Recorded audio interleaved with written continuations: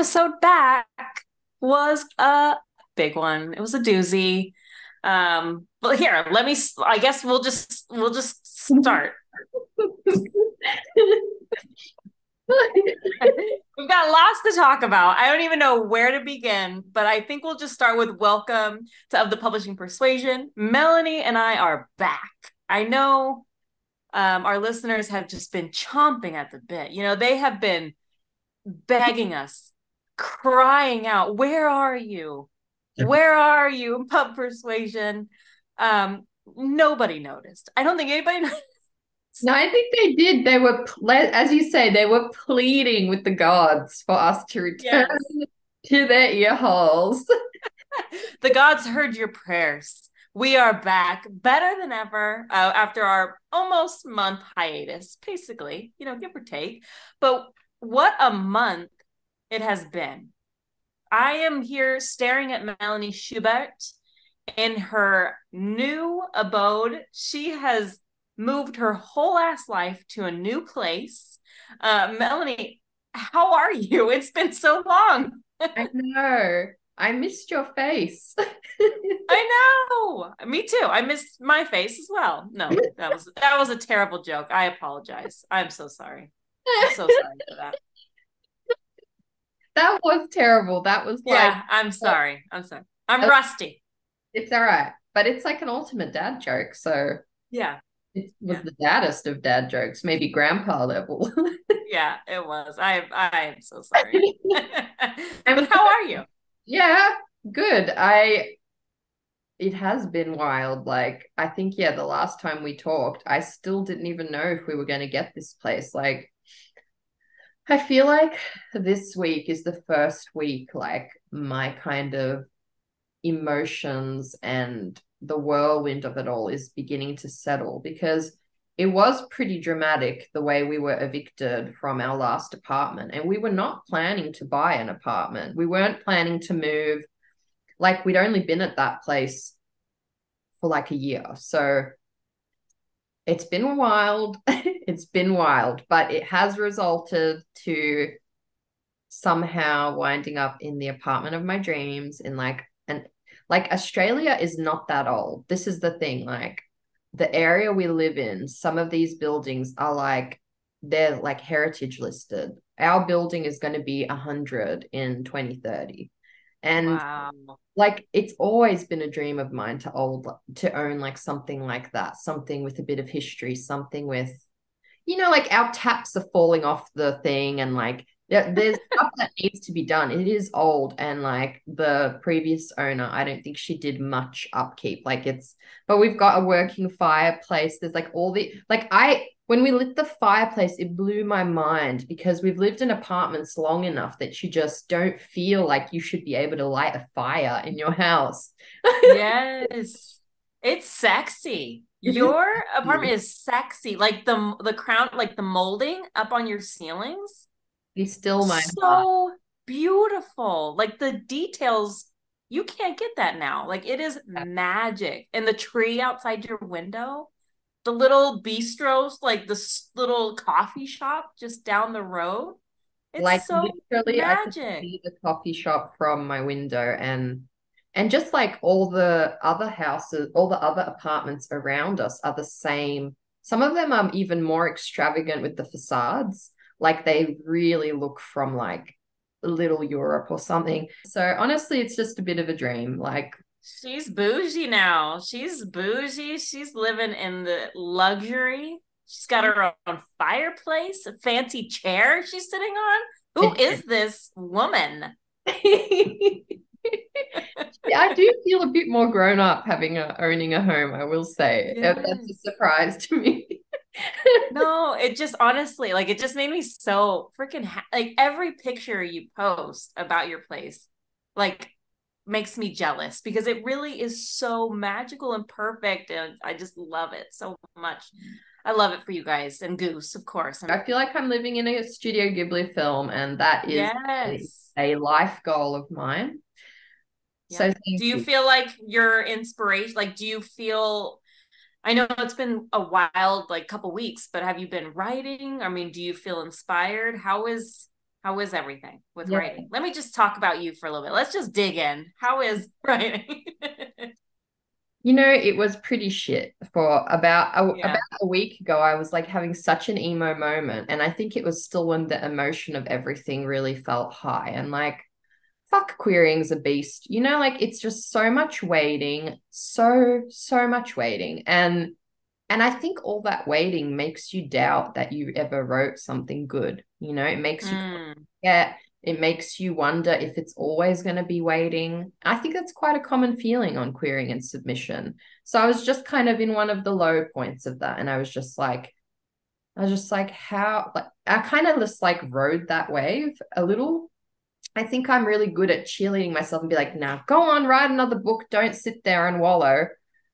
But we had so much going on. I was like, fuck it. Like, I'm tired. I've been working full time doing this for years, and I haven't really taken a break. Not really. I've Yeah. always been Yeah. editing something, I've always been writing something. I was like, fuck it. I sat in my hotel because we were in a hotel between the moon, and I Yes. just Yes. binge watched RuPaul's, and I just like literally did, you know, that holiday, like when you're like bored on a holiday, I just like stared at the walls and watched the clouds float past. And I think I needed it because this week, as the kind of emotions settle and whatever, and there it does inspire me being this area.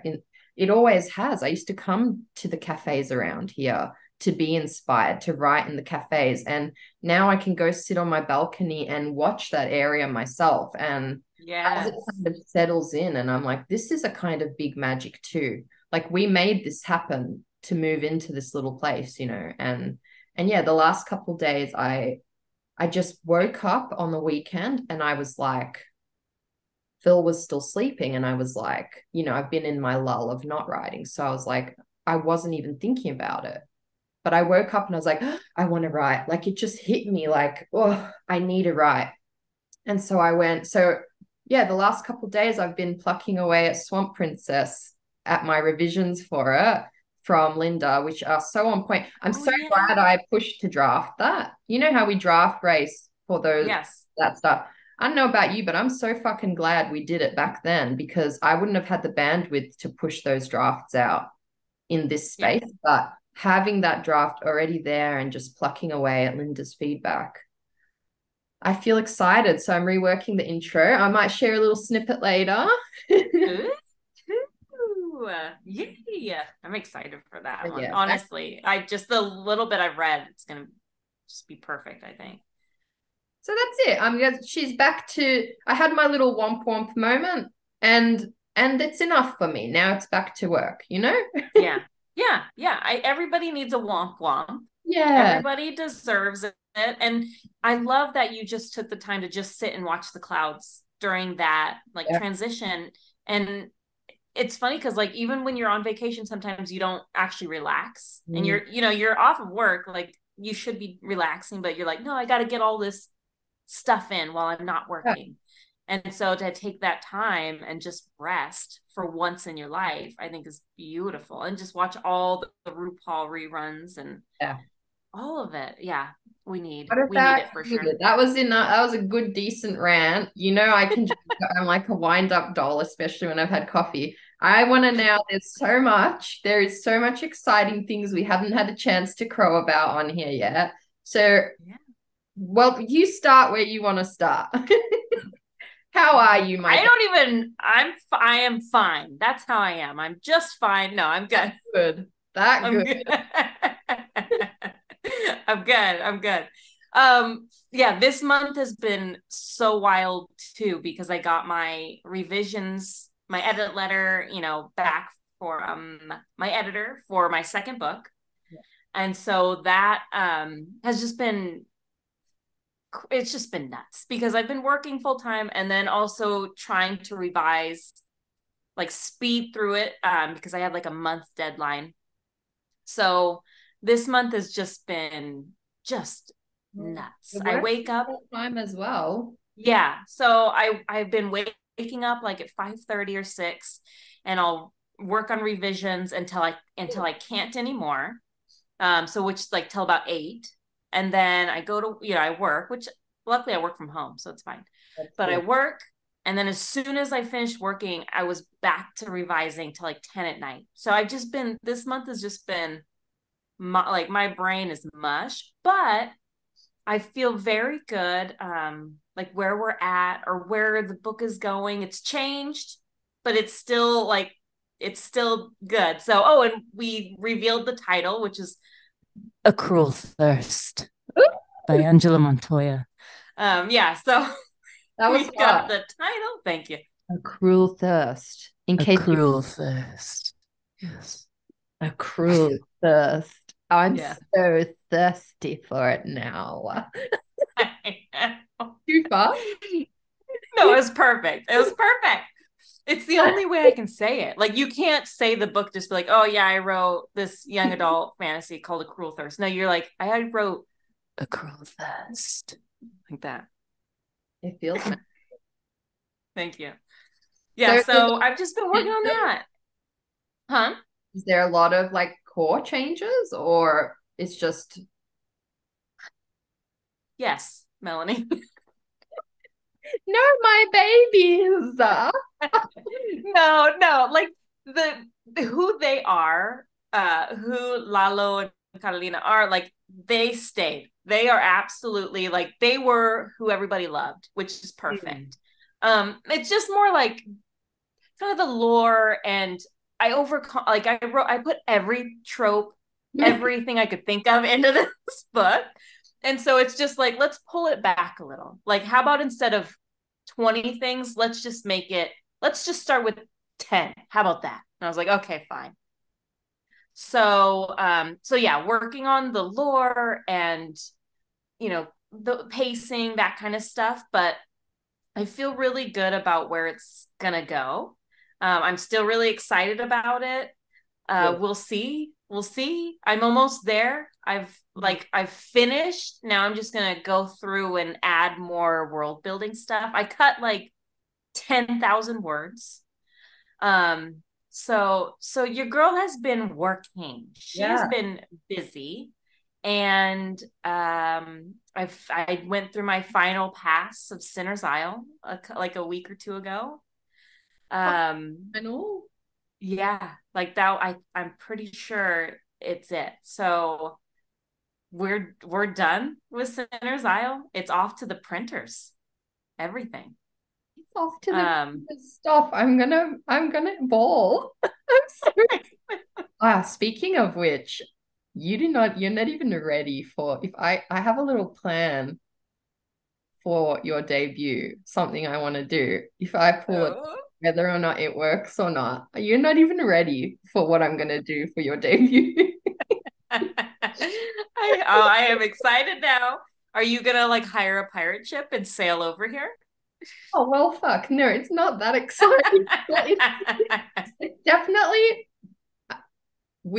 it's in line with the promise we made to each other in Pitch Wars, if you can remember. Oh, It's in I line think I with do. that, but Okay. not quite exactly that. But it's in the realm. That's all I'll say. Oh, okay. I can't wait. Well, I have 3 months to go, Yeah, so 3 months. So I have be time to prepared. make it happen. You do. Get ready. I cannot wait. Well, I'm so Uh, proud of you. And just back to what you were saying before, we were just talking about this in our interview because I think that ability, what you're doing now, is actually what makes you the kind of person who's going to be able to stick in this long term as a career in traditional publishing because anyone can write a book, but to rewrite a book and to rewrite it based on the feedback given by an editor and to twist and pivot and to take your characters that you've lovingly crafted and to have that like humility as well. Like, I trust my editor's going to be trying to polish this to the best version it can be, you know? And I think yeah. it takes a lot. I think it takes a lot as a person, not just as a writer. Like, you literally have to shift and expand your like self-awareness as a person, Mm. that stuff. And Yeah, no, that's shit. It's true though. And I think Shit. I just sigh into that. No, but it's true. And whoa, what did you drop? What did you drop? User, I put the cup back where it was before and I kicked it again. We're I'm so doomed. sorry. The Sorry. mug of our faces is doomed. I'm leaving it where it is. Yes, stay there. No, I was just saying, like, it's always really interesting you feel like when you're through, like, in revisions and you've gotten these letters, like, I can't do anymore. I cannot, like, expand anymore. There's nothing left in me. I did everything I could with this draft I gave you. How can I give you what you want or do better? And I think there's always that, you get the letter and you're reading what kind of notes your editor has and ideas, and it's always this initial, like, like dousing of cold water of I can't do this, there's no way. And but I've had those feelings before. Every single time I've gotten an edit letter, I've had that feeling. So it's this constant reminder of, I've done this before. I came out of it. Oh, you're giving me know chills. You're giving well, me good, I'm glad. and it's Yeah. like weird synchrodestiny. I just saved a reel. You know the actor who plays George Costanza on Seinfeld? There's a reel of Yeah. him, and he was talking to a bunch of musicians, and he's like, when you reach, it's like I'm having chills just remembering. I'm probably going to wreck it, but it's like when you reach that wall where you're like, I actually can't do what's being asked of me. It's like, be gentle to yourself when you reach that wall, because you probably can't with your existing tools. And what you have done is reach the point where your craft is demanding your growth to be able to reach that next level. He's like, so when you reach that wall, be gentle with yourself because you are learning something you have never done before. Ooh. Ooh. Yes. Is Yes. that right? Like, it's literally like, I think it's similar to what's like I've been thinking, like learning kind of in therapy, like looking back on past situations. And my therapist is always like, be gentle with yourself. You did the best you could with the tools you had then in that situation. Yes. You didn't know what you know now. So how could you have done better then when no one taught you, you know? So it's like, it just like literally felt, can't believe I saw that reel. And you're literally saying these, like, it is that, eh? Because you Yes. have to like rebuild yourself. You have to like learn a new skill. And that's maybe why it feels impossible. Because with the current level that we are at when we receive that, it is maybe. And you like rework yourself as a person to be able to do it. Yeah. Damn. Yeah, that's what you're It's doing. the truth. You're the biggest baddie of them all. That's what I mean. Like, we've just got to be kinder to ourselves because the things we're doing, like, if you actually stop and look back and think about it, it's like reels on my life, right? Most of my quotes are from reels these days, but like one of the recent ones that keeps coming in my feed is like, at least like a bunch of stuff that is normal to you now was only like a dream at one point. You're already living at least a few of your dreams from when you were younger, you know? Dang. No, that's it. Like, even with the house, like your house, your apartment, like, Yeah. it's the truth. You would go by and be like, ah, wouldn't that be nice? And now here you are. Yeah. That's the truth right there. And I feel like if you are so stuck sometimes, like, because my brain, after hours of revising, like, she couldn't do anymore. And Yeah. so taking a break and just going and watching a good show or a bad show or anything and getting inspiration, like pulling from a good book or anything, like, it kind of feeds you a little bit more, like, ooh, okay, I like how that made me feel. Let me see if I can replicate that somehow.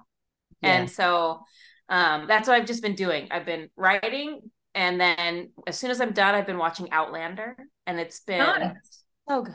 I love Outlander so much. That's smart though, what you've said. I think for that reason, I've been rewatching all the Studio Ghibli stuff because for me, Yeah. like a core part of like what's in my heart, like when I think about like the world and like the vibe, the emotions and stuff I want to hit in my writing. It always comes back to some of those works, and Yes. just been binging it, and it's been food for the soul. Like it just reminds you of how you want your books to feel. Mm-hmm. So Yes. smart to watch stuff like that, Yeah. to And know. also like the nostalgia of it. Like Yeah. every time I hear the opening song for Outlander, I just go back to like the first time I watched it, like however many years ago that was. And then I start thinking of like when I started reading Outlander, how many years ago that was, and where I was Evidence in as life. well. Yes. Girl, I've read them. I have read them. But like when I did read them way back in the day, I wasn't a writer. I hadn't even thought that was a thing for me to do. And so like watching Outlander just is like this, it just makes me like giddy because it reminds me of how far I've also come.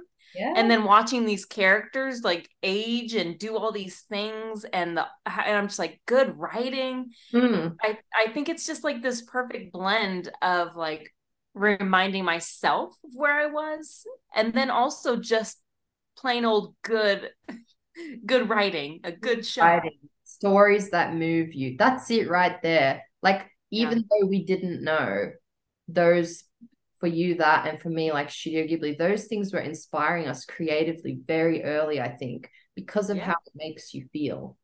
And it's so, yeah, powerful storytelling. You can just, like, I know what you mean about like thinking about where you were when you watch it, because every time I watch them, I see something different. And you kind of remember who you were when you watched it last time and what you noticed then, Mm. how it made you feel, or what it woke up in your, like, even when we were talking in the interview and she was saying, like, how those things that, like, oh, I lost my train of thought. Never mind. It was so good. It just flew out of you. It was such a good train of I thought. was such an ADHD moment to the max. I can't not for the life of me. It was good. But It anyway, was, I'm sure it was amazing. it's probably because there's so much I want to ask you about, because I feel like we haven't had a chance to crow about certain things about Sinner's Isle on here yet, have we? There's Oh, lots I of don't know. interesting things happen. Have we crowed about Italy and Spain, my friend? I don't know. We probably haven't, have we? We have. Let's crow now. Well, how do we crow? Like, are you I just did a thing. I don't know. okay? That was more of a turkey gobble than a crow. I don't know. We'll do turkey gobbles to celebrate. Crow, like, Spain, Italy. That's so scary. Tell But me. yeah, Tell no, me. Sinner's Isle is going across the ocean. Yes, woo.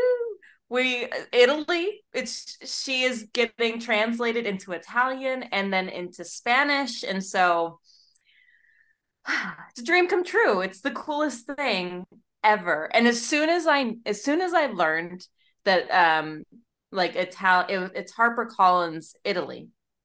Okay. As soon as I knew as soon as I knew there was interest, I started watching so many Italian shows. Like for some reason, I was like, oh, I don't know why. I was like, I gotta get to know my people, you know? I Uh, don't know.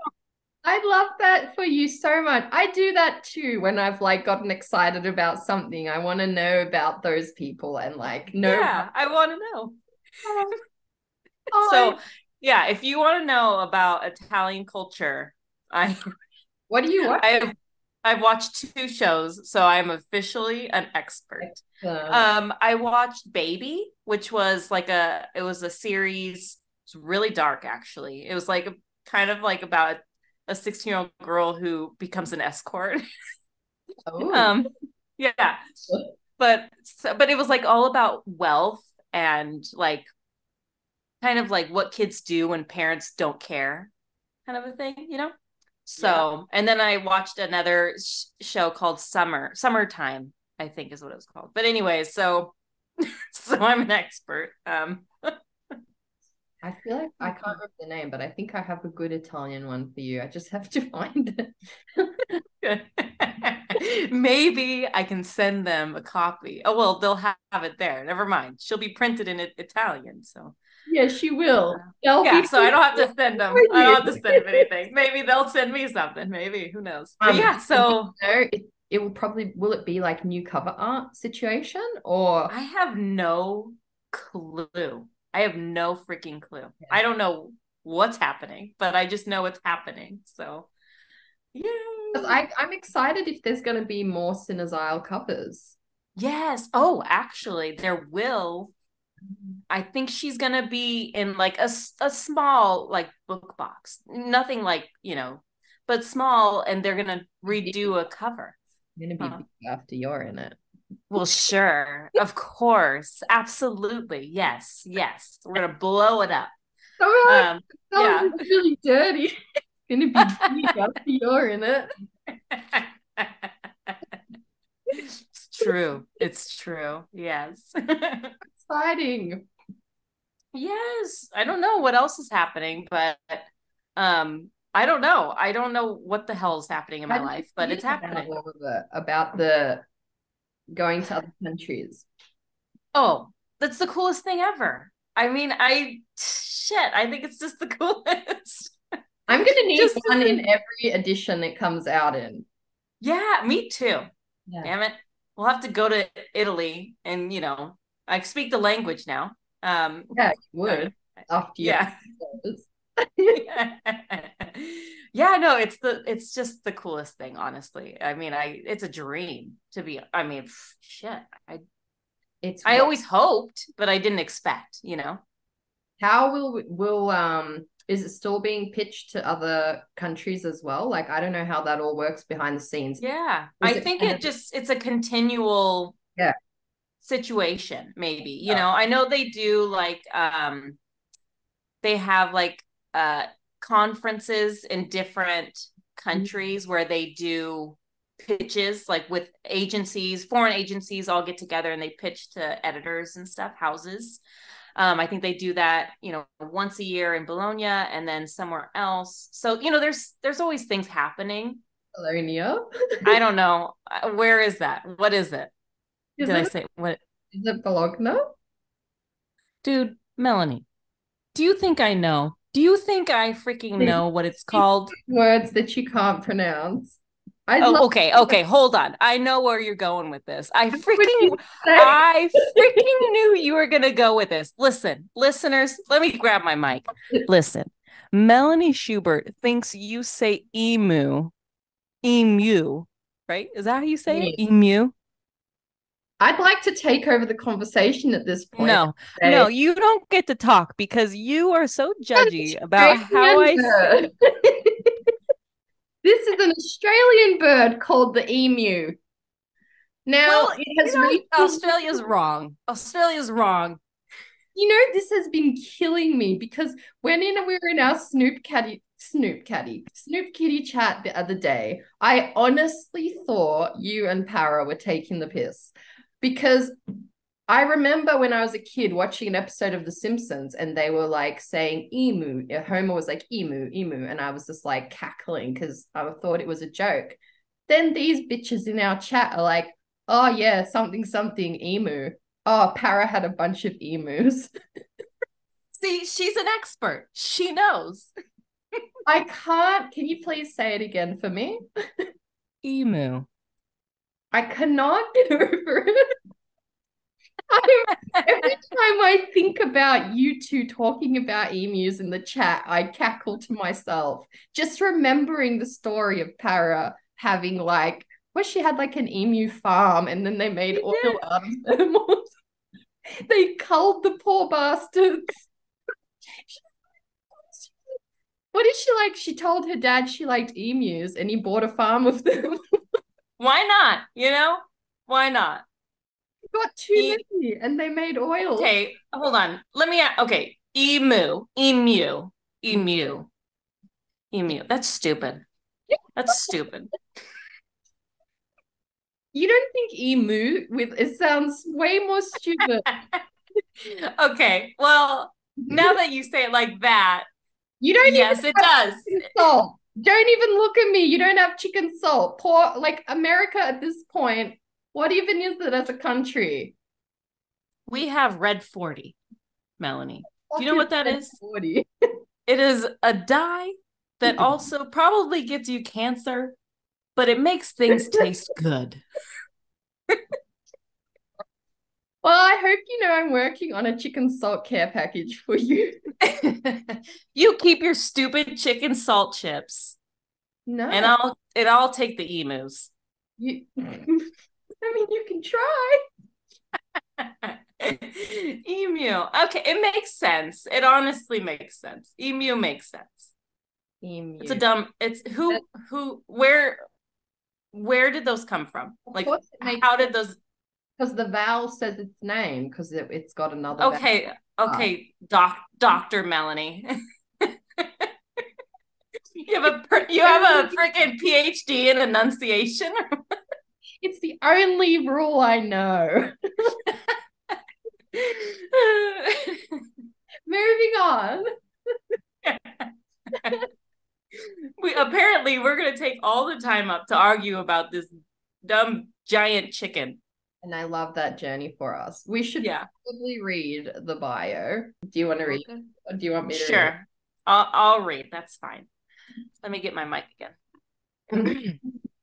Actually, no, I won't. So you can hear me fiddling. All right, let us do the bio for this amazing author that we were lucky enough to have on. It was chaos in the very best way. I'm going to introduce Jay. Elle is the New York Times indie bestselling and award-winning author of multiple books, including Against the Tide, an original prequel tie-in to the Little Mermaid live-action film. Her debut duology, Wings of Ebony, dubbed an incredible debut by NPR, and Best Fantasy Book by Pop Sugar, was a 2022 NAACP Image Award nominee for Outstanding Literary Work for Youth and Teens. An Amazon Editor's Pick for Best Science Fiction and Fantasy, a Barnes & Noble YA Book Club Pick, a First Novelist Black Caucus American Library Association Honor Book, and Sorry. Melanie, shut up. Melanie, shut up. And what did I say wrong? What did I say wrong? Nothing. I'm just like, it's such a long sentence. I'm like, you... I'm dying here, Melanie. I couldn't. Let me breathe. Let me breathe. Any full And Melanie, the recipient of a Kirkus starred review. Her forthcoming blockbuster fantasy romance trilogy, House of Marion, is being translated into 9 languages across 5 continents. The former educator credits her nomadic lifestyle and humble inner city beginnings as inspiration for her novels. When she's not writing, Elle can be found on the hunt for desserts without chocolate, drowning herself in Regency romance reads and shows, and looking for any excuse to wear a tiara. Wow. She did wear one in our interview, and it was glorious. She earned that tiara. She belongs in that tiara. Yes, she really does. It was such an honor to chat with her. I felt my soul was refreshed after that. And now that bio's just triggered my memory, because speaking of Kirkus stars, yes, I knew there was more. I needed a list, but we got there in the end, because I believe I know another person who's a recipient of a Kirkus star, which I saw you light up, because you now realize it's a thing. Like it's a big thing. It is a reputable thing. It's not just Kirkus are known for giving like bad reviews. Like they don't mince their words. Yeah. They're just they didn't like it. They didn't like it. So to get a Kirkus star. Well, damn, listeners, it's not official yet, but somebody. No, you're fine. You're fine. You're fine. Somebody talking right now, somebody whose voice is like honey, received Received a Kirkus star review. It's me. It is you, and it's well deserved, and it really is a big cause for celebration. And I Yeah. think if you were worried about any how it's going to be received or whatever, like that is one of the big you've done a big hurdle of how it's going to be received by the general public in the general publishing world. Like that's you can Very cool. you can Hey, rest on that now. yeah, that's where I'm going to start. I'm going to mimic what JL has in her bio. I'm going to put that too. You should. And for your debut, it's a huge deal. Okay, good. Yay. Yeah. Well, let's get JL on because you guys don't want to miss everything she has to say. Here she is. Thank you guys so much. Oh, Um, the lipstick though. Okay, you know what? It you was know, worth the that's why I wait. needed to find it. It's like the red, and then there's like a light pink on the inside.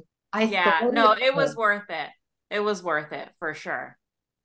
Wow. She is. Does it just come out like that, or did you do that? That's No, so I line it with brown, then I line it with red lipstick, and then I put a light like beige on the inside. Oh. Somebody did this to my face, and I was like, "Ooh, I'm stealing that." Like I'm not this smart. No, not at all. Well, good on you for stealing it because it is seriously a look. Like it's perfect. yeah. Well, welcome And to the show. We all got Right. there. Don't run away. Thank you so much. I feel like it was a struggle to get here for me, but here I am. I'm so grateful for how flexible you guys have been. no, we're grateful. And I feel like we're closer for it. This has been a fun adventure to get here. It really has. It really has. That just Yeah, means it's going to be worth the wait, though. I'm excited. I peeked at your questions ahead of time, and I love them. So good. anyway, I'm very excited Yeah, to chat. awesome. Well, let's get right into it. Let's start right from the beginning. Like, tell us a little bit about yourself. Did you always want to be an author? I love this question because my answer is always sort of out of the box. And so I'll say no, because I didn't know that that was a thing. I Yeah. think I thought books just kind of appeared out of nowhere. Um, I never really imagined that being a writer was a real job. Alas, I'm a full-time author, a mom of three, and a parent zookeeper because I can't seem to not take in an animal that I find on the street. We have four pets. But before writing, gosh, it's like, what did I do before writing? Who was I before words? Um, Before writing, I used to work in politics actually as a legislative aide because education policy was something I wanted to revolutionize. Mm. But I eventually diverted from that and became a school administrator, still the thread of education. I was also a teacher for a while. Then I threw all those plans out the window and decided to lean into my creative impulses. I ran a wedding photography company in Southern California for many years until I sold my first book, and it became very hard to manage all these photographers shooting weddings in different places and like editing and client management. So I closed that down to focus on my author career after I sold my debut. So I'm sort of a jack of all trades, but a master of none, perhaps. So I don't know. Or a Oh, master of all by the sounds of No, no, no. it. could be that. Well, it sounds like you've just always been a creative in some sort Mm. of way. Were you always writing, like even when you were little, just like little things, or did it just kind of come to you later You on? know, I was always a reader, Hmm. but I didn't really write. I remember once I was teaching at a summer program in college, and I was obsessed with Sex and the City. And so I will never forget, we had come together for this like month-long program, and I decided to like circulate these diary style Sex and the City, like I don't know what I was thinking, but like these diary style like Sex and the City newsletters, and I would circulate them around the different staff, and it was just like the internal gossip column. I don't know. I'm thinking I've Oh, never actually shared this out loud. Now that I think about it, I haven't even remembered this until now. I don't know what I was thinking, but I was just so tickled. It was so entertaining, and like they would all just circulate. And this was like before I feel like texting still wasn't like this big thing. Social media certainly. It was like the beginning of Facebook, to date myself a little bit. So we were literally passing along like an emailed version or like a printed copy that had been snipped into like a little like column sized piece of paper, and we were passing that around. It was hilarious. But no, I never really imagined that I would be a writer. I always loved stories. I always told stories through pictures. I studied some Mhm. photojournalism in college through actual journalism. I did broadcast journalism in college. I did print journalism. So storytelling in general, I think, has always been a passion of mine, but I had never really thought to marry my love of books with my love of story until I had a story in my head that I just couldn't get out of my head. And that's how we got here. I love That's that so much. And was that yeah. your debut, the story you just couldn't get out of your head? Yes. Well, yes and no. I usually say my debut novel is my first book because it was the first time I was actually writing a book with like being aware of the fact that I was writing a book. The previous story that I dabbled in, I wouldn't really call a story. It was more of a smattering of, it was me trying to figure out what is a character and how do you give them personality and like what is a dialogue tag. It was just, I don't know. So I one day I'll go back and read those pages, but eventually, yes, I an idea popped in my head, and from that idea, I just wanted to understand. It was an image, actually, not an idea. I wanted to understand more about that image. So I just kind of started exploring by typing just to see what came out. And then in about 35 days, I had a manuscript, which was a mess, but I Yeah. had a manuscript. And I Oh, had no idea like what that was, or it was just bizarro. It's just like it vomited out of me. I have no explanation for it. I don't know. But, I fell in love with the idea of storytelling. And once you finish one book, I feel like it's very contagious. You're like, ooh, I can do this again. So Yes. Sounds like the universe was giving you a little nudge, a little gentle clearly, like a huge get on shove it. in the back where I Yeah. like trip over my feet. Yeah, I kind of like that. Yeah. And then you had no choice. You had to keep going. That is so cool. So after you wrote that, like what was the process from writing this book to getting it published? I mean, how was querying the whole shebang? Sure. So it started with a tweet. I'd had an idea, like I said, for a story, but no like practical experience writing other than what I'd studied in college, as a part of my journalism program, which isn't exactly the same. Eventually, I just decided to give it a go, and what I did is enter this sort of writing pitch contest, I guess I would call it, that I don't think exists anymore. But that particular year, I believe it was 2018, September of 2018.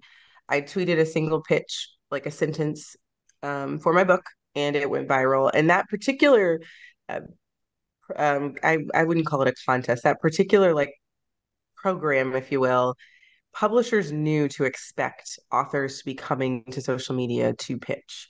So publishing professionals, editors, agents, they plan to be on social media that day.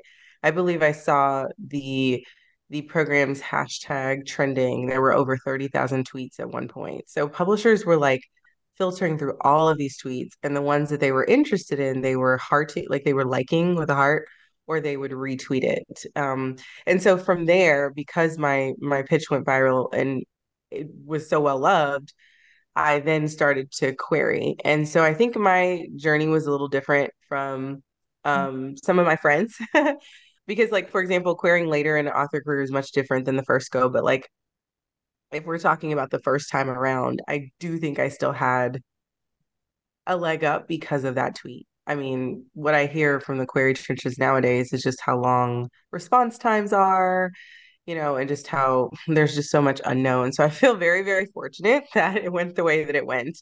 Because when I did start querying, I did get responses pretty quickly. Now, to be clear, I did get tons of rejections despite the popularity of my pitch. One agent flat out told me I just wasn't there yet. And so she was passing. But three agents decided to take a chance on me and they offered to represent me. And I was fortunate enough to have a pick among the three. Um, and I guess the submission process, again, that's different too after the first time. But like if we're looking at the first time I was on sub with my very first books, when you're like holding your breath trying to figure out, am I actually going to be a published author? No pressure. It was it was, I still feel like I was pretty fortunate because of the notoriety of my pitch. There were editors who were waiting to see it. And so when it arrived in their inbox, they prioritized reading it.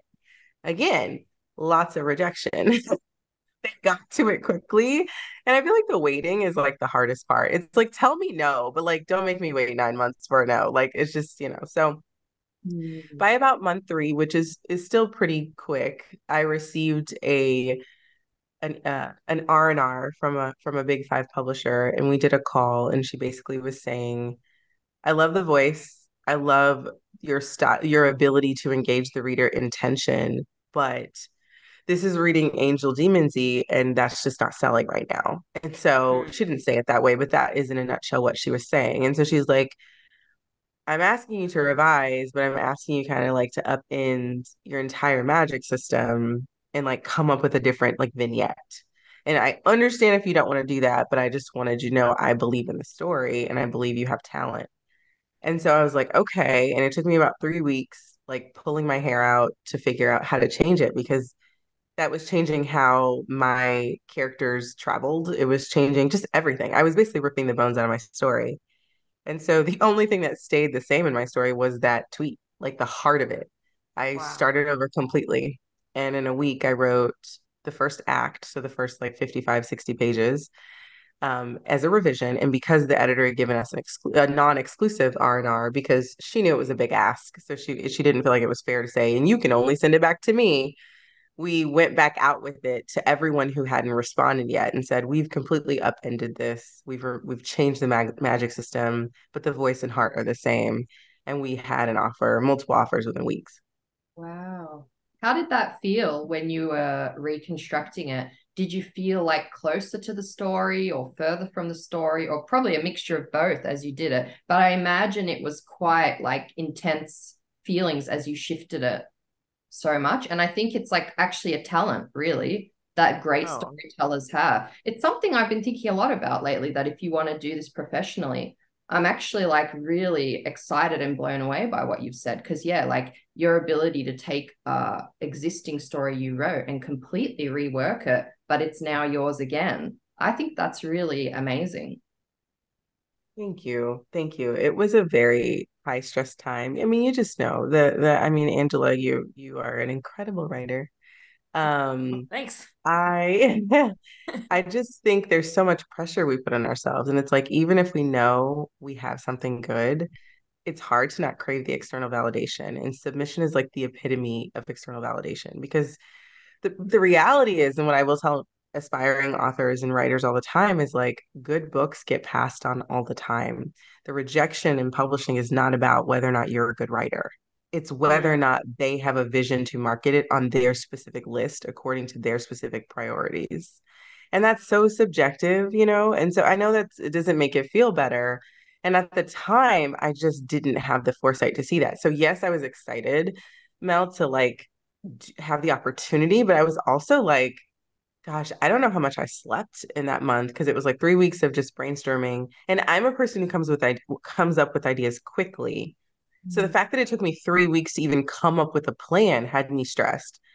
I want to say I was like living on ice cream and wine those 3 weeks, just trying to like wrap my head around, can I do this?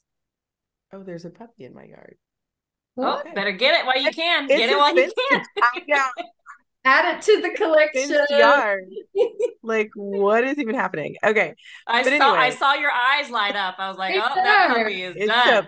pretty dog too.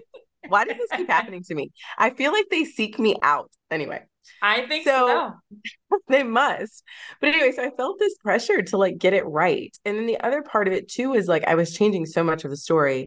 So there were two sort of prevailing feelings. One was I am gutting all the work I just did. And like, what did I do? Just waste my time. So there was a part of me that felt like, oh no, But then there was another part of me that recognized every single time I revise this book, any story, it gets better and better and better. And so while this is different, I can see the improvement in like my writing. I could see places where the voice was just stronger, where my ability to put the reader in the scene was just so much sharper, all because I'm just coming back to it again. It had been 3 months. So I was revising and revising. And so it was kind of a bittersweet feeling. I'm like, I'm doing this and nothing could come of it, but at the very least, I can feel myself like growing in skill. And Mm. so I don't know, it was a weird, complex time of lots of emotions. And I will never forget when it went back out. I just told myself, like, if all of that was for nothing, I don't know if I can do this. And so, yeah, apparently it was, worth it. It was worth it. It was worth it and beautiful. You're honestly like speaking to my soul right now because I'm in the like throes of my revisions for my second book. And I mean, Second I've books are heard, uniquely hard. yes, Second books that's are what I uniquely kept hard. hearing. And I was like, oh no, I got this. I have got this. And then I got my edit letter back and I was like, I actually didn't have it apparently. And so now I'm like in the middle, the thick of revising. But as I'm like kind of trudging my way through, I feel so much like closer and I feel like the story has already improved. I know there's still a ways to go, but like each time we dig in a little bit more and like give our brains this opportunity to expand, things weirdly just work sometimes and it's really really cool and fun and terrible all at once, but it works out at the end. And it really worked out for you because here we are talking about your next book that's coming, um which I am so excited for. I think the world is excited because I have seen Yes. so much just like excitement about this book. And let's get into talking about it because it just sounds perfect in every way. Is it a trilogy? Part of a It trilogy? it is currently 3 books as planned, but as I like to say, I am flexible. Okay, I love hearing that. is Have it you is read it it, by called the House way? of Marion? No, I Yes. Have you haven't. read it? Okay. I got denied on freaking NetGalley. What? No, okay, no. We'll I get you. I will get after this, I'll get you a copy. Like yes, Thank you. you need to be reading. Yeah, I was devastated. I was like, No, do I'm you sorry. know how much I need this? But yeah. If it Um helps, they're like they're not automated responses, but they're not like deeply like they don't look very close. Like anyway, I've looked into this before. I just want you to know it's nothing personal. They okay, didn't good. say we don't Good. like her. No, no, it's not like that. They literally are looking at just like kind of like the profile and like how many books you review. And so they don't look Yeah, as because closely as they that's probably yeah, should. all right. That no, So I don't mean take it it makes sense. personal. My But Thank we you. are gonna I get you an art. appreciate it.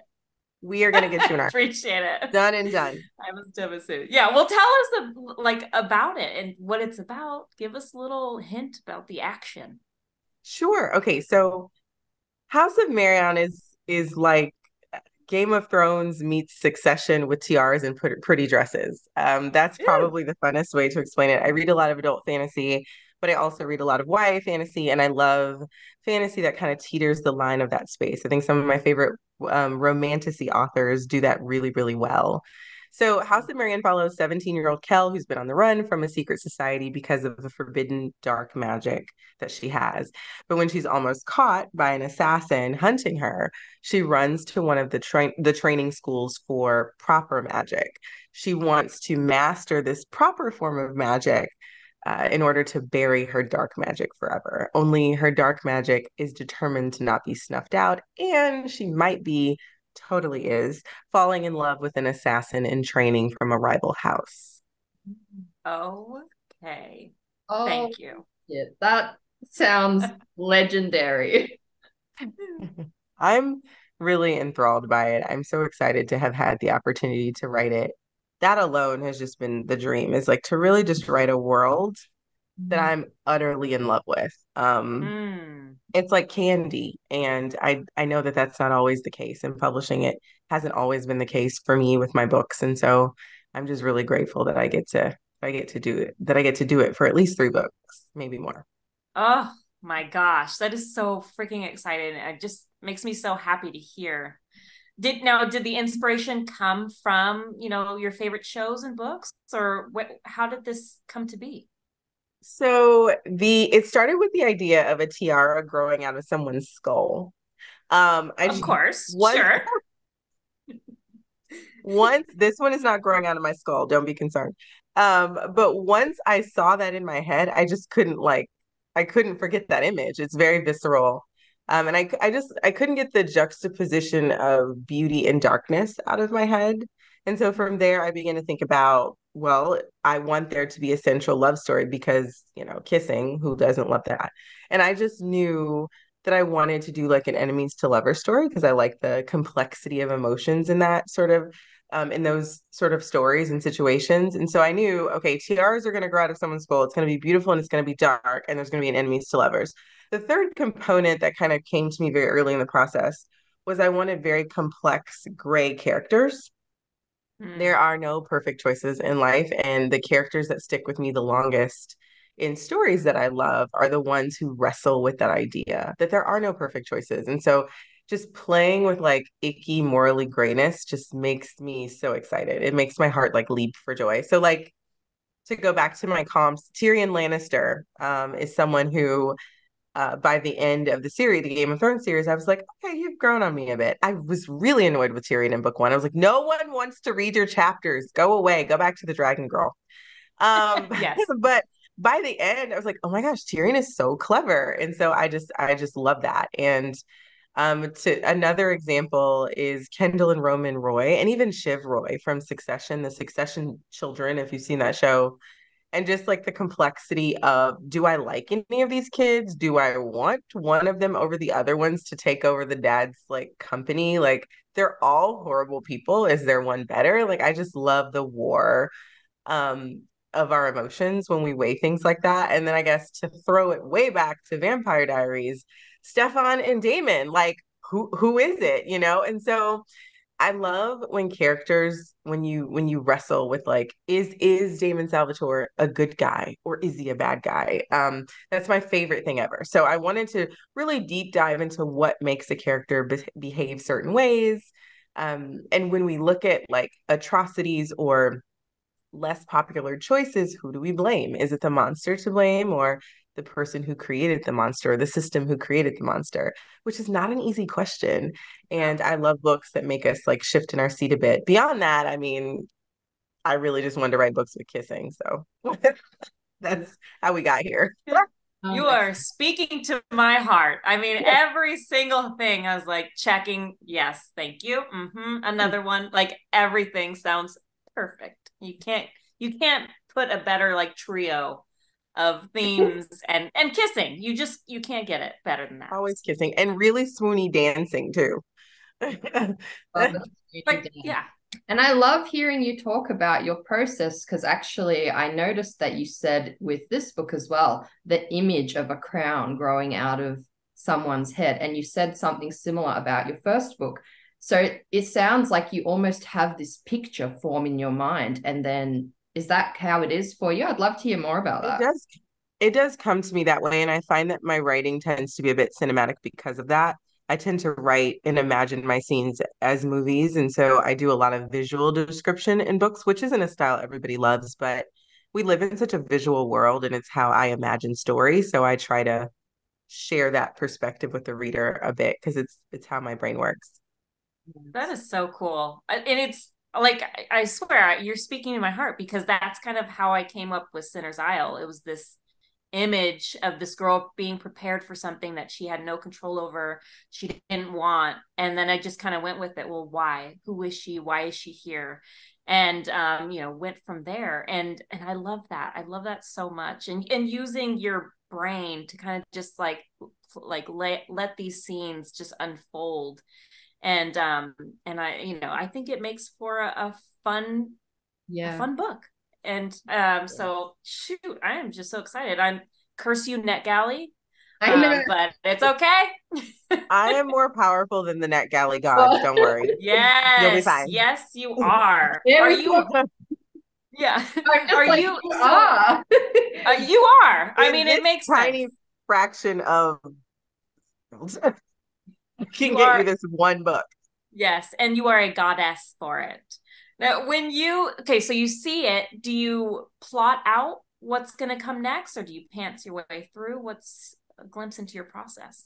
I like to say I'm a non-committal plotter. I definitely outline. I outline intensely. I have a very structured outline process.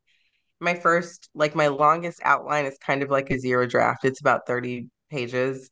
And I literally will kind of summarize every scene in detail. Sometimes I'll put strings of dialogue in there as well, if there are certain phrases that come to me or certain images that come to me. And I put that all together, and it's sort of like a snapshot of what the story is, like a short version. And then I'll go and actually like flesh it out and start to build the story and build the atmosphere and all of those things. But at that point, I think it's important to kind of let my characters come to life. And so I find that if I need to lean into sort of how it feels in the moment, or if my character's trying to force me to do something I don't want to do, a lot of times I'll just go with it and see where I end up, because you can Mm. always cut it later. And I think that that's where some of my cooler moments in the story, some of my favorite parts of the story come from those moments that I couldn't foresee it. It just kind of happened. I love it so much. I may be Yeah. skipping ahead a little, but I see our time is ticking away quickly. What do you think the hardest part of all of this has been for you? I mean, probably keeping my focus on writing is the hardest part of being an author for me. Mm. With the pressures of having a social media presence and marketing and promoting our own books, it can just be really hard to find the quietness needed to really let a story grow legs and mature to its best shape. It's a constant juggling act that I feel like I'm terrible at. I keep breaking things, keep dropping balls, because I'm still trying to refine how you do that. I think what it means to be an author has evolved so much over the last few decades. And so I'm sort of reconciling this idea that I want to tell stories. I don't necessarily want to be an influencer, but or a public persona, but that kind of comes with the territory. The upside of that, though, the most rewarding part of that, if I could say, would be meeting readers and seeing what my story means to someone. That's incredibly precious to me. Each and every reader I get the opportunity to meet, I savor, especially because I just think it's an honor to be able to, like, stories are not just, in my opinion, they're not just fun. They can be very, very meaningful. They can teach you things about yourself. They can make you feel loved when you feel otherwise isolated. They can save your life. Like, stories are powerful. And so it's an honor to be able to tell stories that connect to the hearts of people. And like they stories live with you. Like the really, really favorite ones, they live with you like long after the last page. And I get to create that. So I don't know. I cherish it a lot. I'm also a Cancer, so I'm super like sentimental and emotional about everything. So I can't vary in my feelings about all of these things. Also, I think it means a lot to me because I debuted in a pandemic, and my first and second books came out in a pandemic. And then my third book came out kind of on the tail end of things being closed, but it was still a little early for me to feel comfortable going out. So I did very like small school visits, and that was kind of it. So I did not meet a reader of my debut novel until 2.5 years after it came out. And I didn't realize I was parched for that experience until like she walked up to me and she held my book, and I could just see the excitement in her eyes. And like, of course, I cried because I said I'm a Cancer. I just started sobbing, and she was like, "I'm sorry." I was like, "No, no, no, no, no, no, no. This is good. Happy tears." Like, it was so overwhelming to think you just do this stuff at your computer, this labor of love, and you hope it means something to someone, and you get to see in their eyes that it does, and it's the best feeling ever. That is so beautiful. I had chills just listening to you because it's so beautiful. And you can feel your passion from here. I mean, it's a beautiful, beautiful thing. I want to ask one of our favorite questions, which is looking back at all you've accomplished, what advice would you give a younger version of yourself before you started this journey? Oh man, believe it's possible. So I think that's the biggest thing. There's so much power in belief. I didn't conceive of being an author, and I'm glad I now believe I can, most days. But I want every aspiring writer I meet, adults, kids, whoever, to believe they can do this. I think that's the first step. Mm, Dang, so true. that's It's sorry. definitely something over the years. I was not brought up with that mindset really, and like doing kind of like a lot of meditation and like the kind of art of manifesting, like 10 years ago, I would have been like, oh, it's so like, that's not real. You can't manifest things. And now I'm just like, no, you speak it and you make it happen. And like, there's so much power behind that, behind belief. And yeah, I think it's very good advice, actually. You've got to be your own number one fan. It's true, and it's hard, and it's a constant as I write book two myself. And Mm. I'm like, how do you write books again? Like, what is this mess? Meanwhile, you're seeing reviews and people like, It's scary. It's scary. You're like, yeah, I have done this somehow. I don't know, somehow, but yeah, no if idea. you figure it out, tell me because Yeah. yeah, I'm trying to learn that myself. Okay, do you have any quotes that you live by? Um, okay, so I don't know if it's a quote, but my kid's principal actually would say this thing all the time to kids. I just overhear her saying it because I'm always up there just, being sticking my nose in all my kids' school's business. And it just stuck in my head. She always says, we want to love people well. And I really, that resonated with me very deeply. Again, super sensitive cancer person here. But like every person I meet, like you guys, listeners to the podcast, people on social media, readers, like that I encounter at different events, like it's an opportunity to put a little bit more love in the world, as sappy as it sounds. And I just feel like the the world needs a lot of love and a lot of kindness. And so I think it stuck for me. It stuck with me, like love people well, because if I'm known for nothing else on this earth, when I meet people or we encounter each other, I want to be known for that. Wow. Well, That is what a beautiful you're gonna reminder, make me cry. honestly. Yeah, no, it's I'm a big beautiful. feelings, Pisces, big feelings as well. So all your emotions are transporting through. I'm like tearing up at everything Good. today. And I I agree. wish I could hug you. I'm a hugger. I'm a Well, hugger yeah, type of hug. I'm a Scorpio, so I don't hug or have feelings, but I feel things now. I am feeling it Hey, at the moment. success. Well, you have a lot of big Currently. feelings for a Scorpio because we tear up at least once every episode. Aw, That's true. That's true. that's This sweet. has been absolutely beautiful and amazing. And like you are everything I expected you to be and more. So thank you so much for just taking the time to talk with us about your amazing journey and, let us get to know you even more. We're just so excited for you. And I cannot wait to see you shine even more than you already are, because my God, you are shining bright. So thank you so much for joining us. Seriously. Thank you so much. I will get you that arc. Thank you so much for being Better. so flexible. Truly, I will never forget this interview. I've never been more of a mess, and I felt so like loved well by you guys. So thank you. So anyway, thank you for having me. Of It was an honor to course. have you on, and I seriously feel my writing well is so full after talking to you. And I haven't been writing much recently because I've been moving. So you were the writer church my soul needed today. So thank you. Hey, I think I deserve ice cream for that. I always can. I always just find a reason to deserve ice cream. So I'm gonna treat myself Yes. to You ice cream do. because yes. Do it. Well, Well, thank thank you so much you. again. We're going to get cut off any We're gonna get second. So started. have Okay. it. Have your ice cream and your wine. You deserve it. Oh yes, good idea. Yes, I will be in touch with you, Angela, so I can get you the arc. Thank you. Of Thank you. course. Thank you for wanting to read. Okay, I hope you Of both have a course. wonderful week. you You too. too. Thank you so much.